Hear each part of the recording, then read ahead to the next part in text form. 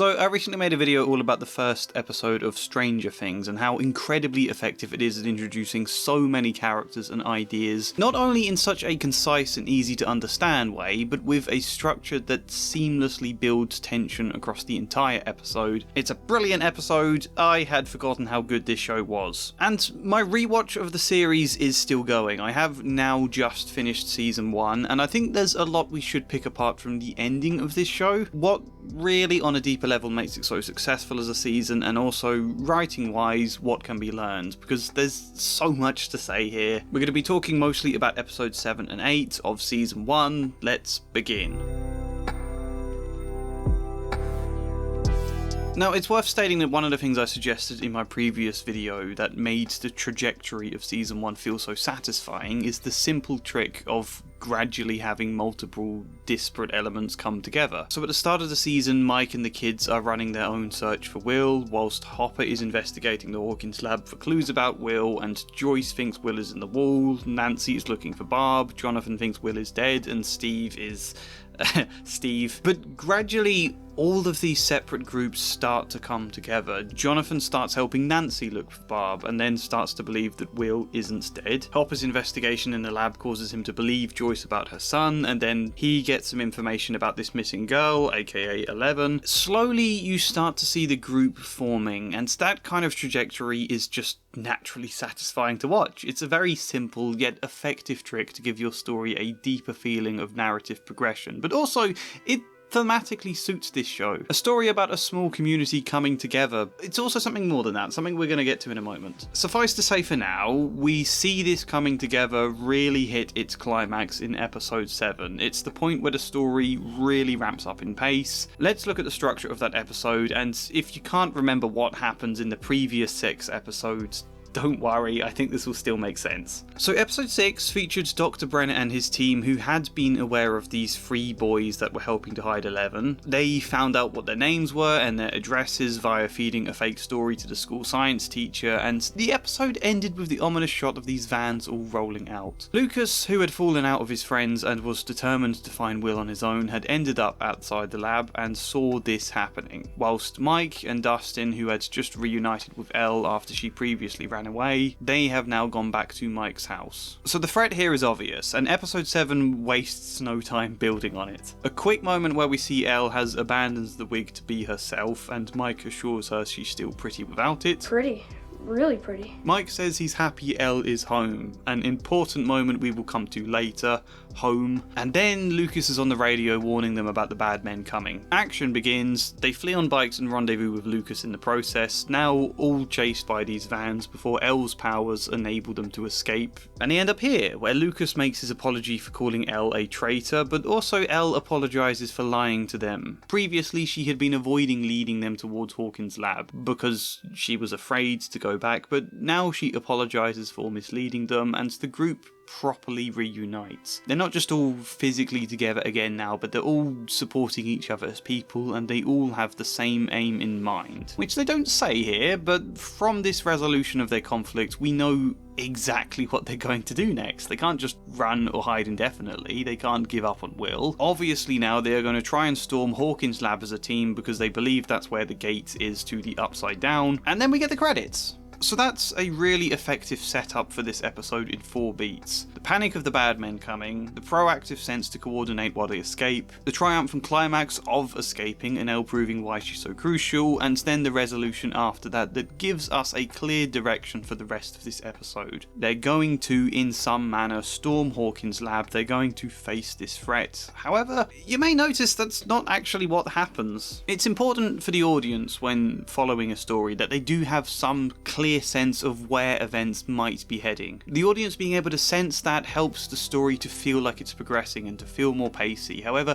you still need twists along the way. The clear vision they have for where it might be heading doesn't necessarily need to be where things do head in conclusion. Does that make sense? If not, you'll see what I mean in a moment. After the credits, we see Joyce and Hopper visiting Nancy and Jonathan after Jonathan was arrested for attacking Steve. Now, Jonathan is forced to tell them what they've been up to, primarily trying to hunt the Demigorgon. You won't believe me.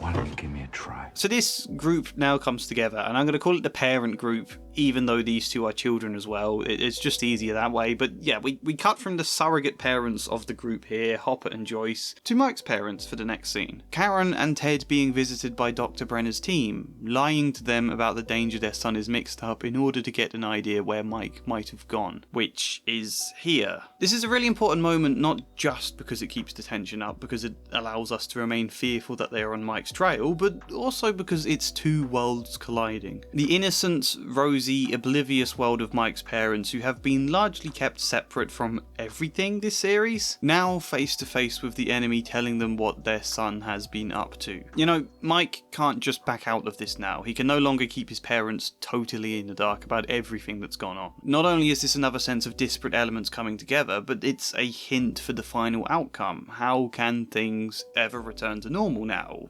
We might wonder. Anyway, we then return to the kids and they are formulating the exact plan that we expect. How to storm the lab, only they hear a helicopter. Thanks to Mike's parents, Brenner knows where to search. They're forced to take shelter, which is important for two reasons. One, it keeps up the sense of threat again, and two, it links the kid group to the parent group. In a way that takes a little bit to explain, because we cut to Joyce and Jonathan at the station reconciling, Jonathan apologising for trying to find Will on his own, and crucially, Joyce says this to him. You act like you're all alone out there in the world, but you're not.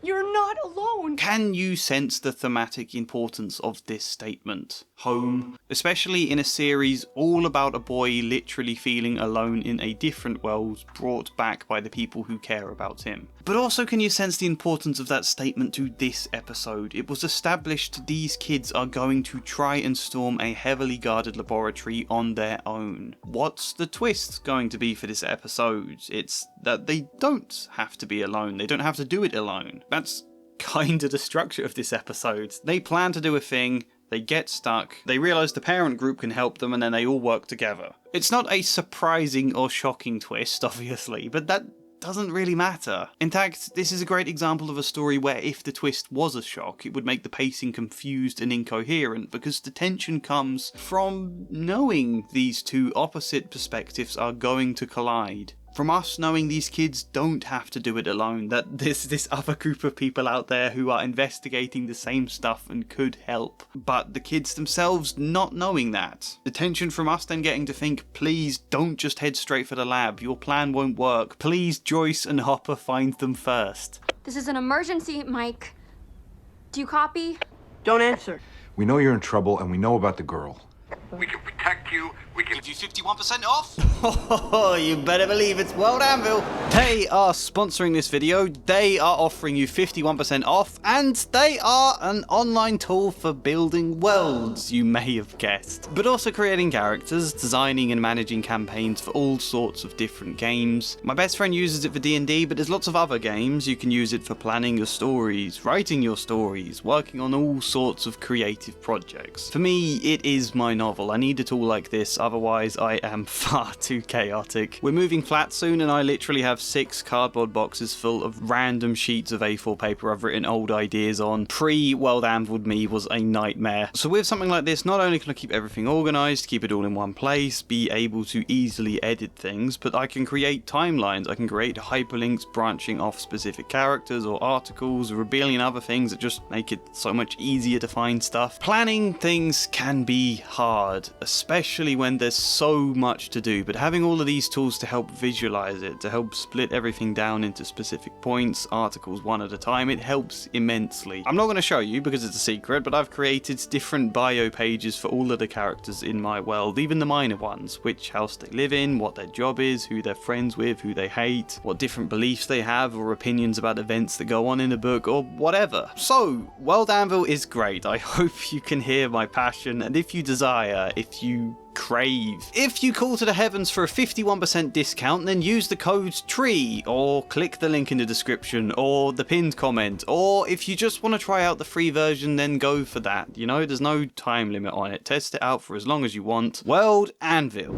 Anyway, at the station, they're interrupted by the sound of this kid complaining to the police about 11. Hopper picks up the clue. They are told 11 hangs out with... She always hangs out with those losers. Top of the list, Mike. So obviously Joyce, Hopper, Nancy and Jonathan drive to Mike's house. See Brenner's team there searching it. Again here's the threat, but also that link of the helicopter. The fact a helicopter is out there tells them the kids haven't yet been found, that this parent group now needs to search for the child group before they get found by Brenner. All of that's flipped quite nicely, you know. We've got this plan moment where the kids are going to head out and they're going to enact their plan, and that's going to like be the triumph of the show. But then, oh no, they can't even get out from this bus. They're pinned down. Suddenly the conflict in the middle of this episode is about getting to them. Also, there's a bit in between here where Steve decides to ditch his friends and support Nancy, but we don't need to discuss that too much. They need to find the kids. They don't know where they are. Jonathan has the idea of using Will's radio, and this is really the moment. This is the crux of the entire series when you think about it. It's not a dramatic moment plot-wise or character-wise or any-wise, but it is really, really crucial for everything this series is about. Hiding out in this bus, the kids hear Nancy through the radio and they are unsure if they should pick up. Can I trust my sister? What if it's a trick? It's your sister! What if the bad people kidnapped her? So they hesitate for quite a while, and then Hopper tries. We can protect you, we can help you, but you gotta pick up. Are you there? Do you copy? Over. And in a way, it's less impactful that Hopper's the one who causes them to respond, but the point remains the same. The two groups make contact. They dare to connect. Mike and the others choose to trust them. And just remember again what I said a second ago about Karen and Ted, two people who have been oblivious the entire series and misunderstood everything that's happened, and neither of their children have chosen to trust them at all. Even when Karen is sitting them down, telling them please talk to me, they still don't. But here, with this group of adults, they finally do. Jonathan and Nancy first dared to tell Hopper and Joyce, and now these kids will as well. I really like this moment because I think in a lot of stories this could be really passive, where the Hopper's just reaching out and saying we're gonna come and save you, and they just sit there like your damsel in distress or a MacGuffin or something. But something about the fact there's tension here of whether or not they will pick up, and that they actively choose to pick up and reach out. That gives the kids a lot of agency here and makes it feel like a character development for them. This is the moment Hopper and Joyce really become the surrogate parents. It's also the moment you realise why we've barely been shown anything at all about Lucas or Dustin's family in this season. They come into the story later on from what I remember, but for now it's because it's not just a story about 5 kids and the importance of friendship to see them through life. It's about the importance of parenthood too, and being able to find it even when your own parents let you down. Very, very simple idea, nothing massively deep to that, but it doesn't matter because it's an affecting idea. It's very touching and universal. At the halfway mark in this episode, the two groups touch base. So what's the rest of episode 7? There's a load more tension and action before they actually meet up. I don't think I need to describe all of that. They then go back to the buyer's house, everybody fills in each other on the information they have, and Elle promises to try and find Will and Barbara in the Upside Down, but she can't. It doesn't just work sitting at a table for a seance. Now, 3/3 of the way through the episode, they formulate a new plan. A better plan than the original one. Of which, basically, they have to build a sensory deprivation tank for Elle in order that she can better contact with Will. Then they build it, Elle goes into the tank, finds out Barbara is dead and that Will is hiding in Fort Byers. And in a lot of ways, that would be the good climactic moment to end this episode on. A whole episode arc where they finally put together a better plan, complete it successfully, and now realise what they have to do in order to get Will. But the episode doesn't end there. An episode that's only 41 minutes long, by the way. There's so much they managed to pack into this. Before we discuss the end, I want to point out these moments. 1, Hopper gets Jonathan to trust him that he's going to find Will. You gotta trust me on this. I am going to find him. 2, Mike and Nancy promise to tell each other everything in the future. And 3, Joyce has this moment with Elle that just makes me tear up. You're a very brave girl. You know that, don't you? She takes her hands and comforts her. And if it ever gets too scary in that place, you just let me know, okay? It's only when I see this moment I realise this is exactly what every single scene with Elle, every single episode of the show so far has been crying out for. Someone to be Eleven's mum, someone to comfort and nurture her. However important friends are, Mike can't quite do this for her, and the children's therapist in me just tears up. Having watched this hugely traumatised child whose only parental figure was this idiot, episode after episode now finally get some actual parental care. This moment is the heart of the entire season, okay? Same with the actual deprivation tank scene itself. Elle sees Barb's dead body and screams, but Joyce comforts her and then holds her when she comes out. God, you don't be afraid. Don't be afraid. Don't be afraid. I got you.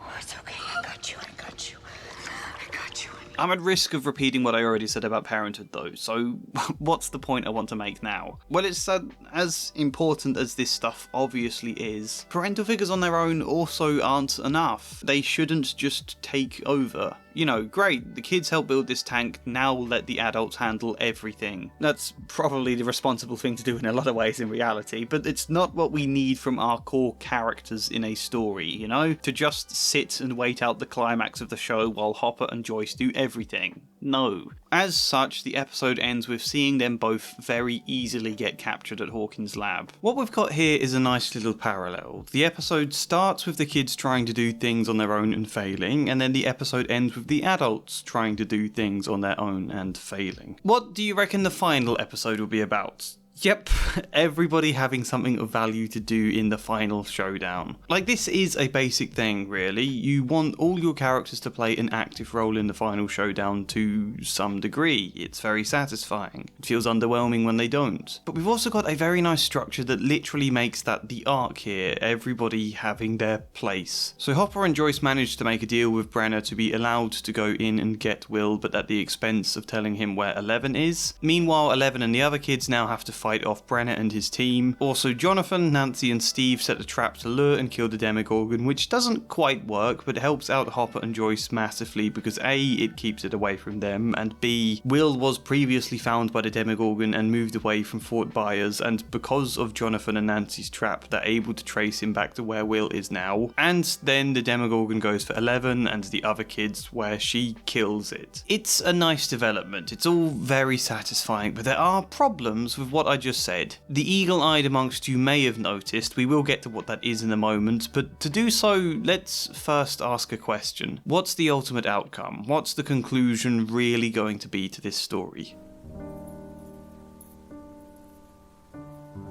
It's quite obvious what we want the conclusion to be, right? The show has hinted what the ideal solution is. It's that Elle gets a family. That would tie everything up so wonderfully. It's what she's been silently screaming out for the entire series. What Joyce has appeared to offer a glimpse of. The flashbacks we see of Hopper's daughter in episode 8 tell us it might also be what he's hoping for. And then Mike even directly promises it. My mom, she's a pretty awesome cook. She can make you whatever you like. My parents can get you an actual bed for the basement. They'll be like your new parents, and Nancy, she'll be like your new sister. But if we pause here and think for like 2 seconds, do any of us imagine that will actually work? Like, in reality, sure, things could get explained to the Wheelers. They could agree to look after Elle. It's not illogical for Mike to imagine this scenario, but from a story point of view, the role his parents have served in this story, their narrative function, no, of course they're not going to be Elle's parents. There's been nothing of any kind linking them to Elle. Not metaphorically, not thematically, you just can't picture that happening. Not once have we seen Ted or Karen fighting for any of these children the way Hopper and Joyce do, which is what's been so crucial about episode 7 going back and forth, contrasting their scenes. Hopper and Joyce searching, the Wheelers waiting. The Wheelers being the reason the helicopter pins the kids down, Hopper and Joyce being the reason they can escape it. The point is clear. The thing Mike wants to happen,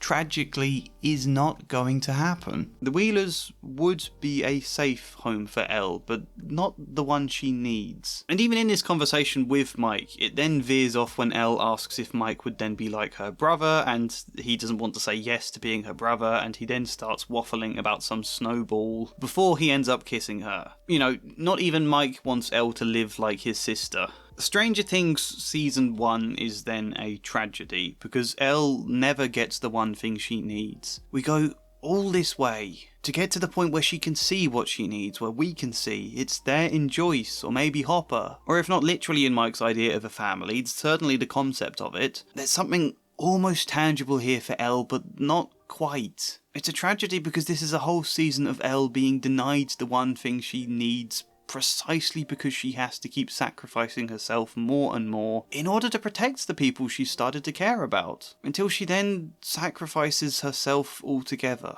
That's the real arc of episode 8. After an episode where the kids were previously talking extensively to everyone about Elle's needs, She's drained. Like a bad battery. how she needs to recharge her batteries, she needs food, she needs rest. Now in episode 8, she never quite gets either of those things. And then finally we get to this climactic moment where she's collapsed from killing all of these guards and Mike's talking again about the snowball, but then the Demogorgon is here. Mike, Lucas and Dustin are trying to fight it off with a couple of rocks and a slingshot, but it's just not working. Of course it's not. They're doing pitiful amounts of damage here. That was the issue with what I said earlier. Everybody gets something of value to do. The problem is, they don't really. Dustin and Lucas's job this episode is feeding 11 to help her recover. Mike's job is comfort and helping her relax, but dangers keep interrupting them before she can eat, or she can rest, or any of that. And when they try to help her escape from Dr. Brenner, they fail. They're left pitifully dangling. Everyone should have their value to contribute, but here the tragedy is, technically, that it all still falls down to Elle. Even Jonathan, Nancy and Steve couldn't kill the Demogorgon. It has to be Elle, and after 2 episodes in a row now of her getting more and more worn down, she reaches her breaking point. Elle gives all of her remaining strength to say goodbye to Mike, destroy the creature, and then seemingly disappear in a puff of smoke. It's heartbreaking. Episode 7. All about the importance of family and the hope Elle might get one. Episode 8. All about the tragic circumstances which deny it. You know, I asked earlier, can everything go back to being the same again? No. Because even the ending of this show directly mirroring the beginning, a very similar D&D campaign, but this time Will succeeds. Even in this scene, it's not the same because we're aware of Elle's absence. You can feel it palpably. Oh, and also just the little facts that Will has been both traumatised and seems now partly connected to the Upside Down, also that. A tragedy of someone incredibly powerful and talented, who for that deserves care and yet because of it is forced to consistently sacrifice herself. Absolutely stunning season that through the experience of these characters coming together tells us its story perfectly. I just wished, as you may have sensed already from the thing I've omitted to say, that I wish they hadn't teased this. I think it undercuts the entire thematic conclusion. I think it feels like it exists simply to tease people for season 2. I wouldn't be surprised if this is the kind of moment Netflix itself insisted they include. Yep, maybe I'll talk about season 2 next. I still have to rewatch it first. Right now I can barely remember anything about it, so let's just leave it there. Comment your thoughts, good or bad, like this video if you liked it, subscribe, maybe even support me on Patreon or buy me a coffee, but otherwise, hopefully see you next time. And as ever, a special thank you goes to Flying Spider, Luke Core, Michael Gallagher, Ben Marie, Thafy, Chad Bramwell and Joshua C. Follier. Thank you.